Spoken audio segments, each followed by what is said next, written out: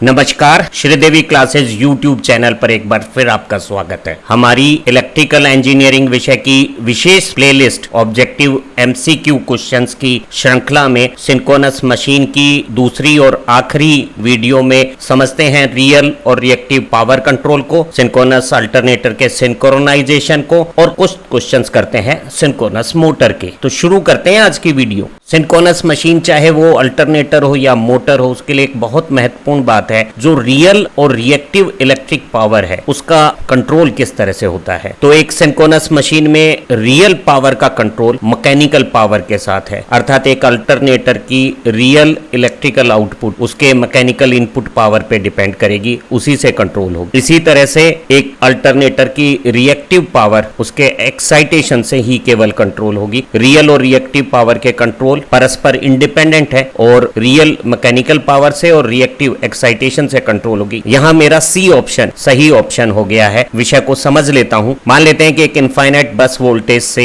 Connected एक synchronous alternator इस current के साथ काम कर रहा है जो लैगिंग लोड पर है, अर्थात हमारी मशीन ओवर एक्साइटेड है। कल्पना करें कि हम उसके एक्साइटेशन को नहीं बदल रहे हैं और उसके मैकेनिकल इनपुट को बढ़ा देते हैं। तो जब हम मैकेनिकल इनपुट बढ़ाएंगे तो ईएमएफ और इनफाइनाइट बस वोल्टेज के बीच में जो लोड या पावर एंगल है वो एंगल इंक्रीज होगा और नई पोजीशन में हमारा ईएमएफ वेक्टर पहुंच जाएगा। और इन दोनों के बीच में अगर हम आर्मेचर रेजिस्टेंस को नेग्लेक्ट कर देते हैं तो ये सिंक्रोनस रिएक्टेंस की वोल्टेज ड्रॉप हो जाएगी, जो पहले ओ से बी तक थी वो ये नीली रेखा में पीली हाईलाइट में हो गई है, जो साफ बता रही है कि हमारे करंट का मैग्नीट्यूड और फेज एंगल बदल गया है और ये जो नई स्थिति है करंट की वो आ गई है। और ये नया करंट साफ बता रहा है कि इन फेज कंपोनेंट जो अल्टरनेटर अपने आउटपुट में बना रहा है, रियल पावर आउट, वो बढ़ गई है क्योंकि हमने मैकेनिकल इनपुट बढ़ा दिया है, लेकिन रिएक्टिव पावर पे कोई ज्यादा फर्क नहीं आया है। अब जरा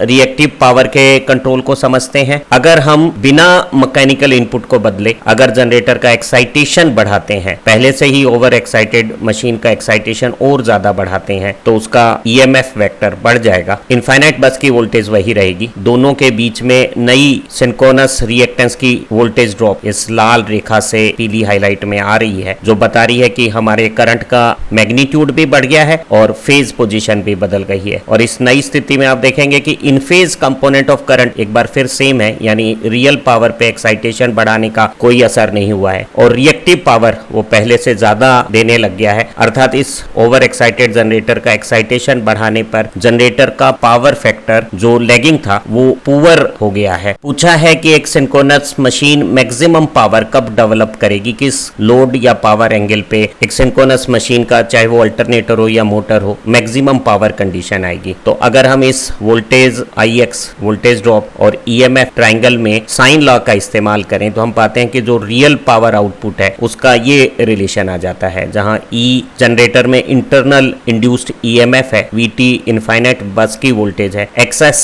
जनरेटर का सिंक्रोनस रिएक्टेंस है और ये डेल्टा पावर एंगल है जिसका साइन पावर आउटपुट को रिप्रेजेंट कर रहा है। और अगर हम इस अल्टरनेटर में मैकेनिकल इनपुट को लगातार बढ़ाते हैं तो ईएमएफ का मैग्नीट्यूड वही रहेगा क्योंकि एक्साइटेशन नहीं बदल रहे हैं और ये एंगल बढ़ता चला जाएगा और 90 डिग्री एंगल पोजीशन पे ये जो ग्रीन हाईलाइट में एक्सप्रेशन आया है वो मैक्सिमम पावर डिलीवरी हो जाएगी, जो लोड एंगल 90 डिग्री पे आएगी। एक इनफाइनाइट बस या एक जनरेटर के कनेक्टेड लोड के साथ एक नए अल्टरनेटर को कनेक्ट करना पैरेलल में सिंक्रोनाइजेशन कहलाता है। इसकी क्या शर्त है? सिंक्रोनस मशीन एक कांस्टेंट स्पीड या कांस्टेंट फ्रीक्वेंसी मशीन्स हैं। दोनों मशीन्स की फ्रीक्वेंसियां सेम होनी बहुत जरूरी हैं। तो पहली आवश्यकता हो गई है कि जो नया अल्टरनेटर हम सिस्टम के साथ जोड़ रहे हैं उसकी फ्रीक्वेंसी वही होनी चाहिए जो सिस्टम की फ्रीक्वेंसी है। नए अल्टरनेटर की टर्मिनल नो लोड वोल्टेज और बस बार की वोल्टेज सेम होनी चाहिए और 3 फेज के अल्टरनेटर में जो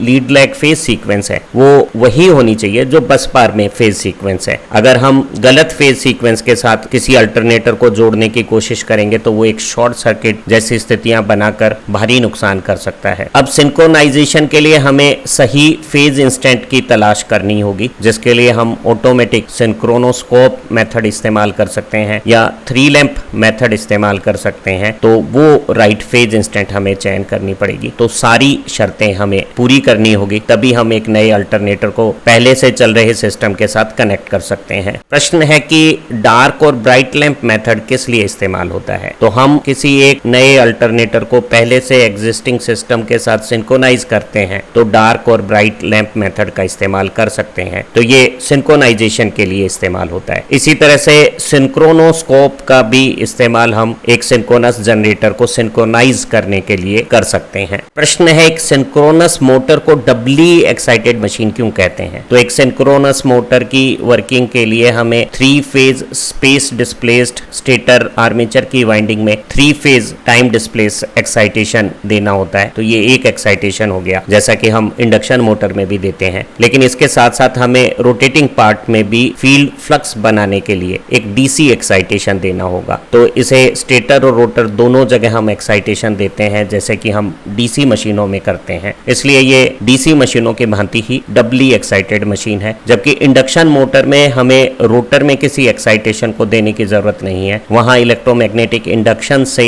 स्टेटर के टाइम वेराइंग फ्लक्स से रोटर में ईएमएफ से करंट और एक्साइटेशन आ जाता है। तो इंडक्शन मोटर एक सिंगली एक्साइटेड मशीन है, लेकिन सिंक्रोनस मोटर और डीसी मोटरें डबली एक्साइटेड मशीन्स हैं। तो हम इसके रोटर और स्टेटर दोनों को इलेक्ट्रिक एक्साइटेशन देते हैं, इसलिए ये ऑप्शन सी के अनुसार एक डबली एक्साइटेड मशीन है। एक सिंक्रोनस मोटर के रोटर में किस तरह का एक्साइटेशन देते हैं। तो हम यहाँ पर डीसी सप्लाई से एक्साइटेशन देते हैं। ध्यान रहे, ये जो रोटर का फ्लक्स है वो टाइम वेराइंग नहीं होना चाहिए, वो एसी सप्लाई से नहीं देना चाहिए, वो फिक्स्ड मैग्नीट्यूड का और फिक्स पोलैरिटी का होना चाहिए। तो वो डीसी सप्लाई से दिया जाता है। एक सिंक्रोनस मोटर जब सिंक्रोनाइज्ड होकर काम करती है तो उसकी स्लिप कितनी होगी। तो स्लिप रोटर की स्पीड और रोटेटिंग मैग्नेटिक फील्ड की स्पीड के अंतर से परिभाषित होती है। और एक सिंक्रोनस मशीन तभी काम करेगी जब इसका रोटर सिंक्रोनस स्पीड से रोटेटिंग मैग्नेटिक फील्ड के साथ कांस्टेंट पावर एंगल बनाता हुआ काम करे। तो दोनों की स्पीड में अंतर नहीं होने से स्लिप का मान 0 होगा। तो एक synchronous motor constant speed motor है और उसमें किसी भी प्रकार का स्पीड रेगुलेशन नहीं है और इसके रोटर की स्पीड रोटेटिंग मैग्नेटिक फील्ड की स्पीड के बिल्कुल बराबर है। दोनों में स्लिप 0 है। प्रश्न है कि एक सिंक्रोनस मोटर सेल्फ स्टार्टेड क्यों नहीं है। तो एक सिंक्रोनस मोटर में जब हम स्टेटर या आर्मेचर में 3 फेज टाइम डिस्प्लेस एक्साइटेशन से 3 फेज स्पेस डिस्प्लेस वाइंडिंग को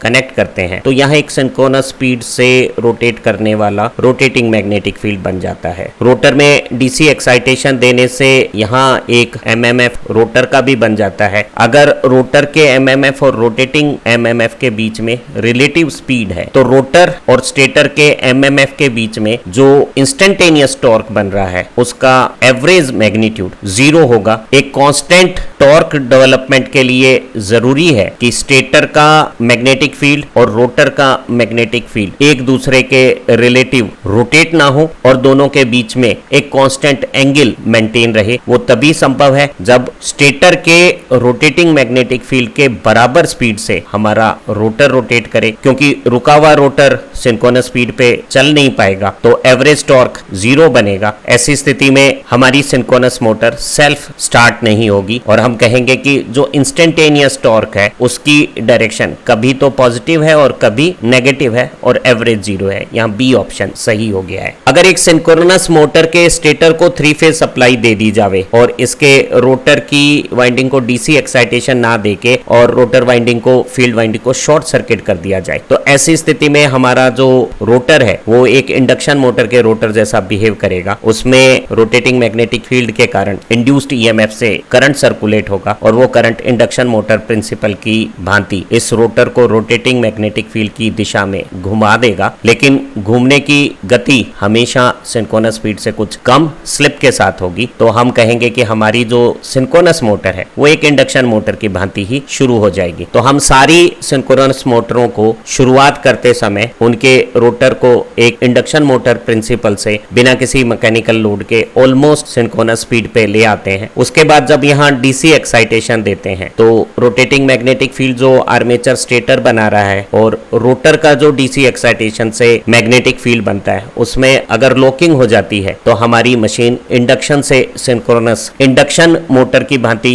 स्लिप स्पीड की बजाय सिंक्रोनस मोटर की भांति कांस्टेंट स्पीड पे रोटेट करना शुरू कर देती है। प्रश्न है कि एक ओवर एक्साइटेड सिंक्रोनस मोटर कैसे पावर फैक्टर पे काम करती है। एक सिंक्रोनस मोटर का अगर क्रिटिकल एक्साइटेशन है तो वो यूनिटी पावर फैक्टर पे होती है। अब अगर हम एक्साइटेशन को क्रिटिकल से ज्यादा कर देते हैं तो ये मोटर पावर सप्लाई से लीडिंग पावर फैक्टर का करंट लेने लगती है और वो हमारे पावर सिस्टम में पावर फैक्टर इंप्रूवमेंट का काम कर सकती है या पावर फैक्टर करेक्शन का काम कर सकती है। अगर इसी मोटर का एक्साइटेशन कम कर दिया जाता तो मैग्नेटाइजेशन की भी रिक्वायरमेंट हम मेन लाइन से पूरी करते समय जो सप्लाई से करंट लेते वो लैगिंग पावर फैक्टर का हो जाता। अगर सिंक्रोनस मोटर ओवर एक्साइटेड है तो वो लीडिंग पावर फैक्टर पे काम करेगी और ऐसी स्थिति में ये पावर फैक्टर करेक्शन का काम कर देगी। एक ऐसी ओवर एक्साइटेड सिंक्रोनस मोटर जिसपे किसी भी प्रकार का मैकेनिकल लोड नहीं है, जो नो लोड पे है और उसका एक्साइटेशन अधिक है, वो जब लीडिंग पावर फैक्टर का करंट ड्रॉ करती है तो वो एक कैपेसिटर जैसा काम करती है और ऐसे कैपेसिटर को हम सिंक्रोनस कैपेसिटर कहते हैं। और ऐसी नो लोड पर ओवर एक्साइटेड सिंक्रोनस मोटर को हम सिंक्रोनस कंडेंसर कहते हैं, जिनका इस्तेमाल हम पावर सिस्टम में पावर फैक्टर को कंट्रोल करके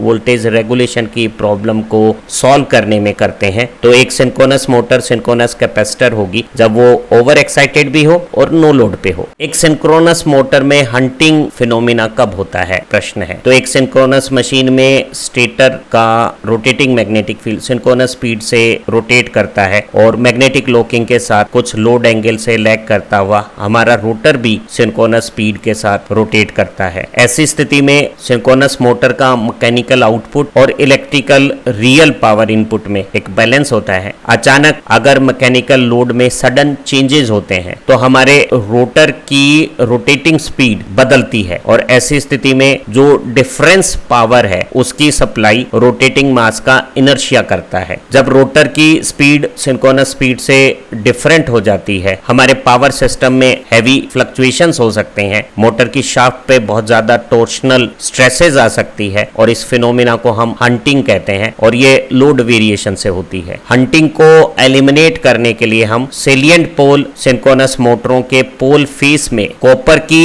डैम्पर वाइंडिंग लगा के उन्हें दोनों साइड से कॉपर की प्लेट से शॉर्ट सर्किट कर देते हैं। ये एक इंडक्शन मोटर के स्क्वाइल केज रोटर जैसी बिहेव करने लगती है और हंटिंग के दौरान जब रोटर की स्पीड सिंक्रोनस स्पीड से डिफरेंट होती है तो इन डैम्पर बार्स में इंड्यूस्ड ईएमएफ के करंट से इस तरह का इंडक्शन मोटर टॉर्क बनता है कि वो हमारे सिस्टम का सिंक्रोनाइजेशन मेंटेन करने की कोशिश करता है और वो हंटिंग की प्रॉब्लम को एलिमिनेट कर देता है। यही डैम्पर बार्स एक सिंक्रोनस मोटर की स्टार्टिंग में भी हमारी मदद करती है। इस तरह की डैम्पर बार की हमें सिलेंड्रिकल रोटर सिंक्रोनस मशीनों में जरूरत नहीं रहेगी क्योंकि सिलेंड्रिकल रोटर का जो मेटेलिक बॉडी है वही इस तरह की डैम्पर बार की भूमिका बनाएगा और हंटिंग की कंडीशंस में उनमें जो एडी करंट्स हैं वो हंटिंग को कम कर देंगे। इस वीडियो से आपको सिंक्रोनस मशीन में रियल और रिएक्टिव पावर का कंट्रोल, सिंक्रोनाइजेशन और सिंक्रोनस मोटर की कुछ कंसेप्ट समझ में आ गई होगी। आप डैम्पर वाइंडिंग और हंटिंग को भी जान गए होंगे। आप इस ज्ञान की मदद से परीक्षाओं में अच्छा परफॉर्म करें। Have nice time. Thank you very much.